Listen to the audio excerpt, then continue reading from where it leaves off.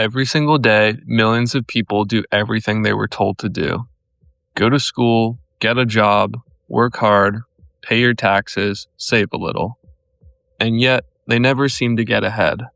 Meanwhile, a tiny group of people seem to effortlessly accumulate more wealth every single year, without working harder, without getting lucky, and without doing anything illegal. So what's the difference? Today on the Mogul Report, we're breaking down the hidden financial systems the wealthy use to stay wealthy, and why the middle class is quietly trapped inside a machine they don't even know exists. This isn't conspiracy, this is math. Let's start with income, because most people think the problem is that they don't earn enough, but that's not quite right. The real problem is the type of income they're earning. Here's something they never taught you in school. The IRS taxes different types of income at different rates. When you go to work and earn a salary, that's called an earned income, and it's the most heavily taxed income that exists. Depending on your bracket, you could be losing 22, 24, or even 37% before you ever see that money. But here's where it gets interesting.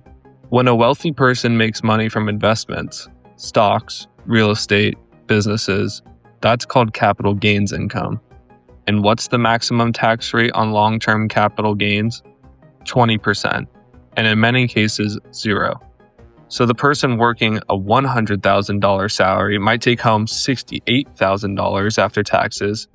The person who owns assets producing $100,000 a year might keep $85,000 or more. Same money, completely different outcome. The wealthy aren't earning more, they engineered how they earn. Now let's talk about where money goes, because this is where the gap really accelerates. The middle class spends money on liabilities, things that lose value over time. Cars, furniture, subscriptions, designer clothes, the newest phone. These things feel good, they signal success, but they quietly drain your net worth every single month.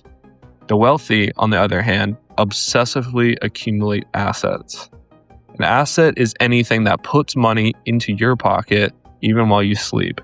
Stocks that pay dividends, real estate that collects rent, businesses that generate revenue, royalties, licensing deals, intellectual property. Here's the thing about assets, they compound. If you invest $10,000 and it grows at 10% per year, which is close to the historical stock market average, you don't just make $100,000 a year. After 30 years, that $10,000 becomes $174,000. You didn't work for that. You didn't hustle for that. You just owned something.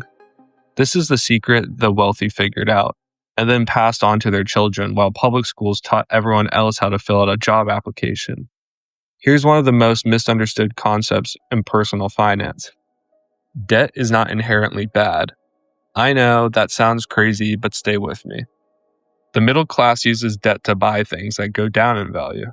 Credit cards for dining out, car loans for depreciating vehicles, buy now, pay later on a flat screen TV.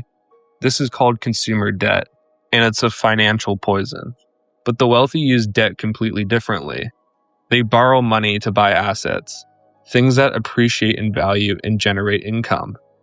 Think about this. If a bank will lend you $200,000 at 7% interest to buy a rental property that earns you $1,500 a month in rent, that's $18,000 a year in income on an asset that's likely growing in value, using mostly the bank's money. That's called leverage, and it's one of the most powerful tools in wealth building. The system isn't rigged against you because debt exists. It's rigged because nobody taught you how to use debt the same way rich people do. The US tax code is over 70,000 pages long. You know what most of that is? Legal ways to avoid paying taxes. But here's the catch. They're not written in plain English. They're buried in legal language, in accounting jargon, designed to be accessed by people who can afford the advisors, who know where to look. Let's talk about a few of the most powerful ones. The 401k and IRA. Every dollar you contribute is either tax-deferred or tax-free. The government is literally telling you, invest this money and we'll give you a discount on your taxes. Most people still don't maximize this. Depreciation. If you own real estate, the government lets you write off the wear and tear of your property every year, even if the property is actually going up in value. This is how real estate investors legally report losses on paper while collecting real profits in their bank account. Business deductions. When you own a business, even a small side hustle, your phone, your car, your home office, your travel, all potentially deductible. That's money you were already spending, now reducing your tax bill. The wealthy don't pay less in taxes because they cheat. They pay less because they read the manual. There's one more piece of this puzzle that doesn't get talked about enough. Your network determines your net worth. This sounds cliche, but it's mathematically real.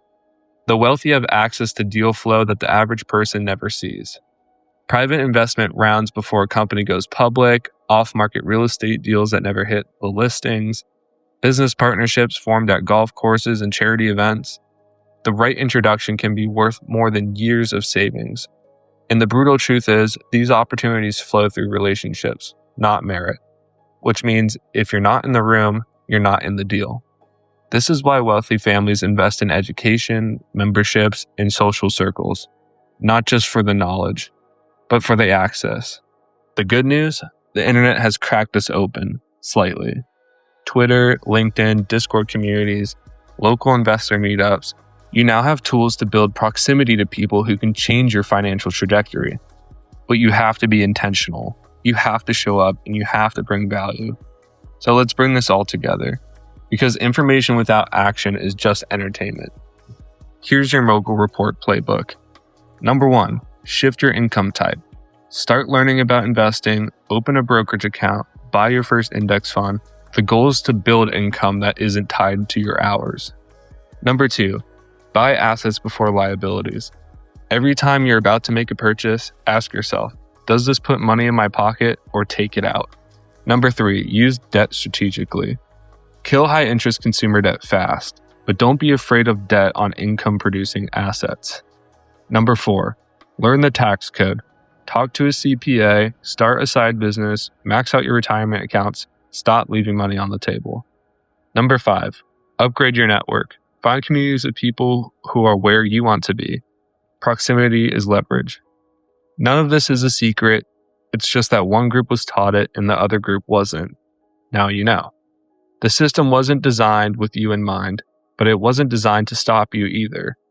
The rules are public, the tools exist, the knowledge is available. The only question is whether you're willing to play a different game. That's what the Mogul Report is here for. Every single video, we break down one more piece of the puzzle. If this hit different, drop a comment, subscribe, and share with someone who needs to hear it. We'll see you in the next one.